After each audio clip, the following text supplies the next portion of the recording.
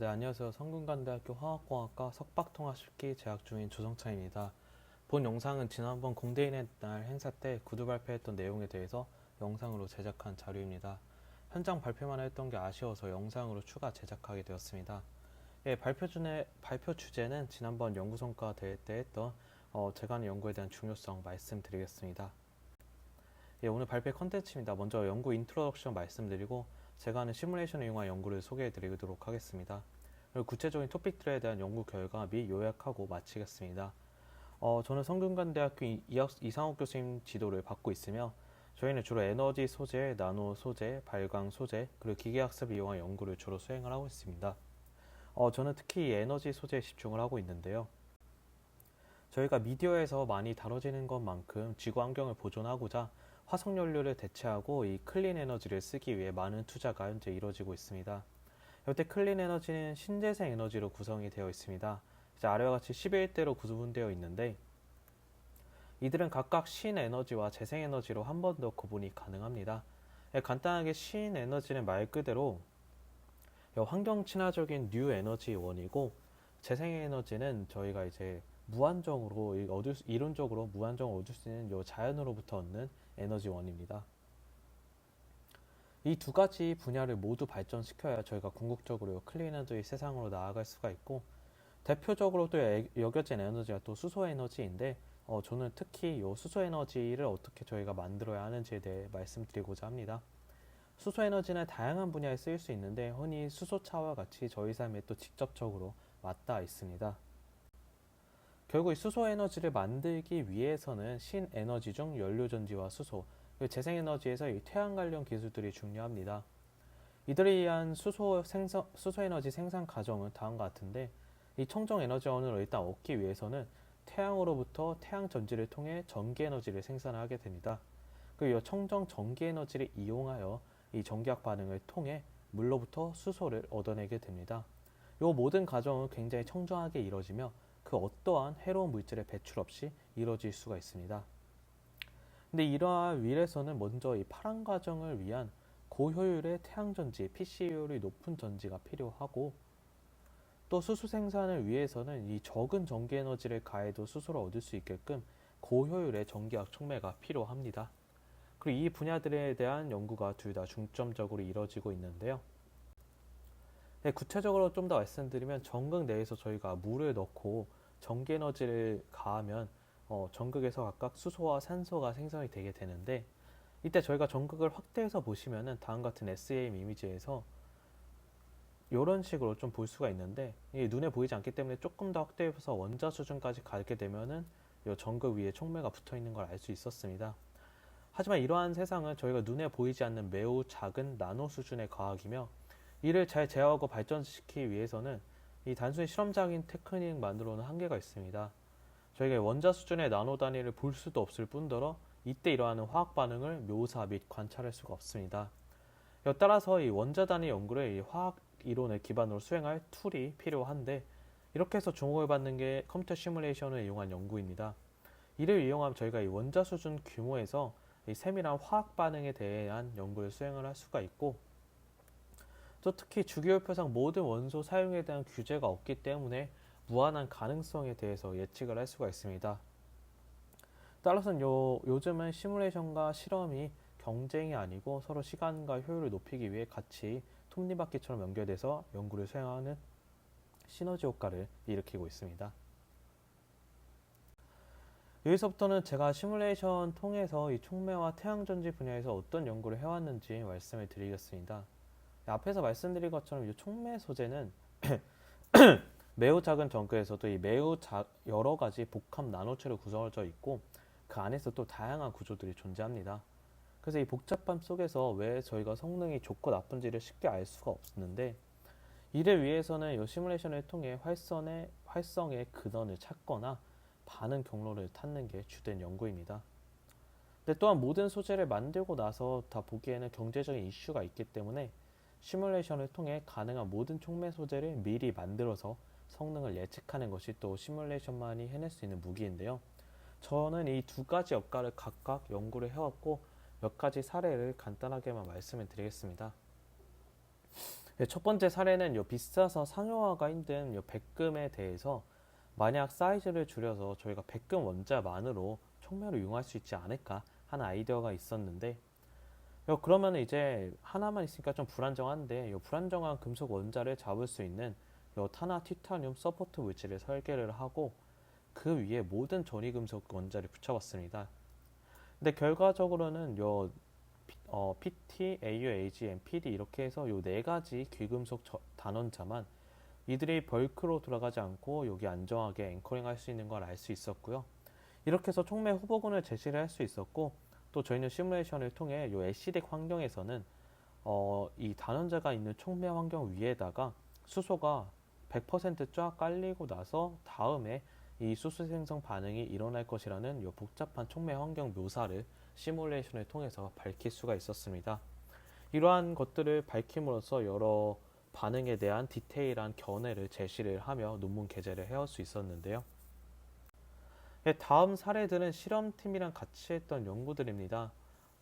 이제 공동연구팀에서 다음같이 CN, C3M4라는 구조인데 2차원 소재의 빈 공간에 저희가 철과 니켈을 넣으니 활성이 좋아졌는데 왜 그렇게 됐는지 이제 밝혀달라고 요청이 왔었습니다. 저희는 평면 소재가 메탈이 들어감으로써 굽어지고 안정성을 가지고 특히 철과 니켈이 각각 다른 기하 구조 변화를 유도할 것이라 생각을 했습니다. 그렇게 실제로 밝혀보니까 철이 들어갔을 때랑 니켈이 들어갔을 때 비교를 해보니 니켈이 들어가면 이 구조가 더 곡률이 높아지면서 쉽게 굽어지는 걸 알 수 있었고 이를 통해 촉매활성이 매우 높아지는 것을 알 수 있었습니다. 그래서 저희 이제 여러 가지 경우들을 테스트해서 이론적으로 높은 촉매활성에 대해 규명을 하고 이를 실험적인 결과와 같이 엮어서 논문까지 낼 수가 있었습니다. 그리고 아래 사례 또한 이제 공동연구팀과 했던 연구였는데 다음같이 이중벽 나노튜브를 가지는 PTLU-P2라는 촉매에 대한 활성 해석이었습니다. 해당 촉매가 수소 발생 반응에 대한 활성이 매우 좋았는데 이게 왜 좋냐에 대한 요청이 왔을 때 저희는 이 플래티늄과 루세늄이 있는 이 구조에서 저희가 알칼라인 HR 성능을 높게 하려면은 물을 해리하는 단계와 수소를 만드는 단계 둘 다 중요합니다. 저희가 생각한 것은 물을 해리하는 단계는 루세늄에서 일어날 것이고 수소를 만드는 단계는 플래티늄에 일어날 것이어서 각각 원자들만의 역할이 있을 것이다 라고 가설을 세웠고요. 이를 통해서 이제 면밀한 시뮬레이션 과정을 통해 특히 연력학적인 관점을 기반으로 저희 앞선 가설이 맞게 물이 루세늄에서 붙고 해리가 되고 수소가 PT 쪽으로 가면서 H2가 잘 발생하는 것을 알 수 있었습니다. 그래서 이러한 전위금속의 역할을 규명함으로써 또 논문 게재에 도움을 줄 수가 있었습니다. 다음은 촉매가 아니라 태양전지 연구에서의 저희 시뮬레이션 사례입니다. 이 태양전지는 가운데 활성층에 주로 어떤 물질이 들어가냐에 따라 좀 성능이 바뀌는데 일반적으로 쓰는 건 PBS 황화납과 이 페로스카이트라는 소재군이 많이 쓰이고 있습니다. 그런데 이러한 소재들은 수분이나 이 외부 손상에 굉장히 약해서 표면에 결함이 생기게 되고 표면 구조가 망가집니다. 근데 이렇게 표면 구조들이 망가지게 되면은 태양전지는 이상적인 밴드갭을 가져야 작동을 하는데 이들 사이에 의도치 않은 또 스테이트가 생겨서 태양전지의 구동을 방해를 하게 됩니다. 그래서 요즘 연구 트렌드는 이 표면 제어를 어떻게 할 것이냐에 따라서 연구를 많이 진행을 하고 있고 저희도 시뮬레이션을 통해 이거를 서포트를 하고 있습니다. 첫 번째 사례는 PBS 황화납에 대한 사례인데 보시면 이 빨간색으로 황화납 위에 표면에 결함이 이렇게 존재를 합니다. 근데 결함이 존재하면 이 전자구조 사이에 앞서 말씀드린 이러한 의도치 않은 스테이트가 생기게 되는데 본 연구에서는 이제 SCN-이온을 넣었을 때 어떻게 이 결함이 메꿔지는지에 대해서 시뮬레이션으로 견해를 밝혔고 또 같이 넣은 이 GU 플러스라는 이온이 있는데 이 이온과 SCN- 그리고 등 여러 이온을 넣으니까 이 PBS 양자점들 사이에서 여러한 페로스카이트 어쩌면 다리 같은 구조가 형성이 됐습니다. 근데 이렇게 형성이 되고 나니까 이 PBS들이 안정하게 위치를 하면서 이 솔라셀 성능 및 안정성이 매우 향상된 걸 알 수 있었고 저희는 시뮬레이션을 통해 이러한 브릿지 구조가 어떻게 어떤 방향으로 생기는지에 대해서 정말 면밀한 스터디를 하였고 이를 통해서 이러한 현상을 같이 규명을 할 수가 있었습니다. 네, 다음은 이제 액티브 사이트가 페로스카이트일 때 경우인데, 이 페로스카이트라는 물질은 주로 이제 FAPB-I3에서 유기물, 납, 할라이드로 구성이 되어 있습니다. 경제성도 높고 합성하기도 괜찮아서 매우 주목받는 소재인데, 문제는 이 표면의 결함이 너무 잘 생깁니다. 그래서 결함을 결국 메꿔야 되는데, 결함을 메꾸기 위해서 본 연구에서는 다음과 같이 이 유기분자들을 넣어서 결함을 메꿔보고자 했고, 특히 이 TFA라는 이온을 넣었을 때 결함이 잘 메꿔지는 걸 알 수 있었는데, 저희는 왜 이 TFA는 잘 결함을 메꿀까에 대해서 이 기존의 이 케미컬 본딩을 넘어서 이 TFA가 존재함으로써 생기는 이 반데르발스 인터액션과 하이드로젠 본딩과 같은 추가적인 논본드 인터액션이 이 결합 세기를 결정한다라는 사실을 이 시뮬레이션을 통해서 밝힐 수가 있었습니다. 이것들을 밝힘으로 인해서 이제 어떻게 결함을 메꾸는지에 대한 해석을 제시를 했고, 논문 게재에 도움을 줄 수가 있었습니다. 네, 다음도 마찬가지로 페rov스카이트 물질에 대한 건데, 본 연구는 다음과 같이 작은 유기분자들이 아니고 애초에 큰 유기분자를 넣어서 이 표면 결함을 메꿔보자 하는 연구 사례였습니다.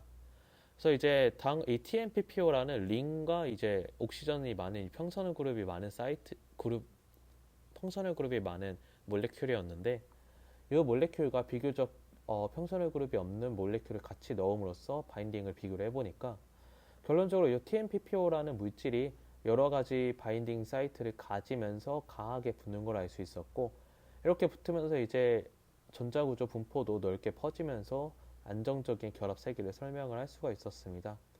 그리고 이제 애초에 큰 물질이 이렇게 표면을 덮음으로써 페rov스카이트를 보호하는 측면도 같이 연구를 할 수 있었고요. 마찬가지로 아래 연구도 이제 어떻게 표면 결함을 막는지 결함 교동을 규명을 함으로써 논문 게재에 도움을 줬던 케이스였습니다. 네, 그래서 서머리 하자면은 저희는 시뮬레이션을 통해서 이제 전기학 촉매와 태양 전지 두 가지 분야에 대해 많은 도움을 주고 있습니다. 두 가지를 모두 연구를 하고 있는데, 특히 촉매에서는 이 활성이 어떻게 좋은지 원인을 알고자 하는 연구를 많이 하고 있고, 이를 통해 이 촉매 성능 및 설계를 기여하고 있습니다. 그 태양전지 연구에서는 시뮬레이션을 통해서 이 태양전지 활성층의 표면 처리 현상을 규명을 함으로써 결론적으로는 태양전지 효능 및 안정성을 높이고자 하는 연구에 큰 도움을 주고 있습니다. 그래서 앞으로도 이러한 분야에 더 발전하는 연구를 시뮬레이션을 통해 할 예정이고요. 연구 내용 발표는 여기까지 말씀을 드리면서 발표 들어주셔서 감사합니다.